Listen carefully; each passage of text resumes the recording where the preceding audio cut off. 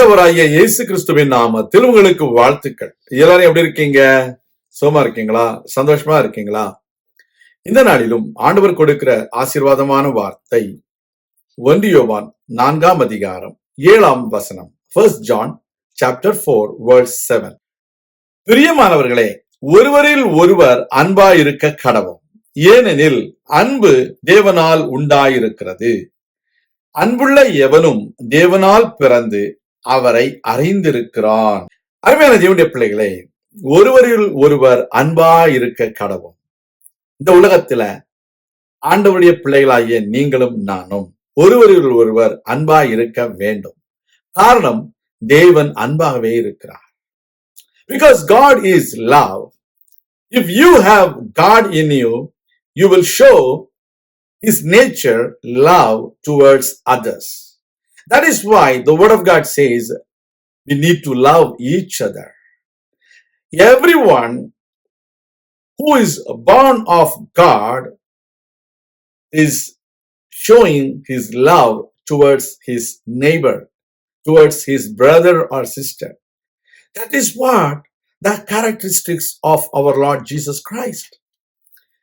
He moved with compassion to everyone whom he saw in his ministry. When people came towards Jesus Christ, he did not say, I am very busy. He did not say, no, you are a sinner. I cannot touch you. I cannot heal you. Your sins are very bad. I am not going to touch you. I am not going to heal you. Is that the way our Lord Jesus Christ said to everybody? No. These days, we see many people of God, many children of God, they claim themselves as holy people and they don't show their love towards their neighbors, towards their brethren. If we are born of God, we need to have God's nature, which is love. நாம் தேவனால் பிறந்தவர்களானால், தேவனை அறிந்தவர்களானால், தேவனுடைய திவ்ய சுவாபமாகிய அன்பு நமக்குள்ளே இருக்க வேண்டும். இந்த அன்பு நமக்குள்ளே இல்லாவிட்டால் நாம் எந்த விதத்திலும் பயனுள்ளவர்களாக இருக்க முடியாது. Unless we have love in our life, in our heart, in our nature, we are of no use to anyone. That is very important. தேவனுடைய பிள்ளைகள் எப்பொழுதுமே தேவனை போல பிறரிடத்திலே அன்பு கூறுகிறவர்களாக இருக்க வேண்டும். கர்த்தராகிய இயேசு கிறிஸ்து எல்லாரையும் நேசித்தார், பாவிகளையும் நேசித்தார், அவர் பரிசேயர்களையும் நேசித்தார், ஆயக்காரர்களையும் நேசித்தார். அதனாலதான் பரிசேயனாகிய சீமோன் வீட்டுல ஒரு விருந்துக்கு அவரை அழைத்த பொழுது அவர் பந்தியிருக்க சென்றார்.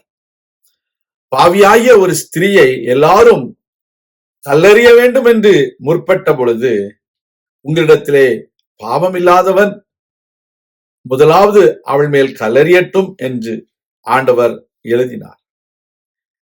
இதெல்லாம் ஆண்டுடைய அன்பை பிரதிபலிக்கிறது. Whatever the nature of the human beings, we need to show our God's love towards them so that they will see God in us. They will accept our Lord Jesus Christ as their Lord only when we show our love to them.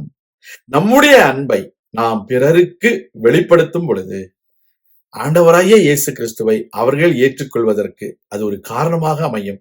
எனவே நாம் பிறரிடத்திலே அன்பாய் இருப்போம். கர்த்தர் உங்களை ஆசீர்வதிப்பார். நான் உங்களுக்காக ஜெபிக்கிறேன்.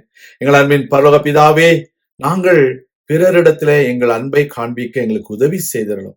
நாங்கள் எல்லா விதத்திலும் உம்முடைய சுவாபத்தை வெளிப்படுத்தவும், உம்முடைய குணாதிசயங்களை வெளிப்படுத்தவும் எங்களுக்கு கிருபை தாரும்.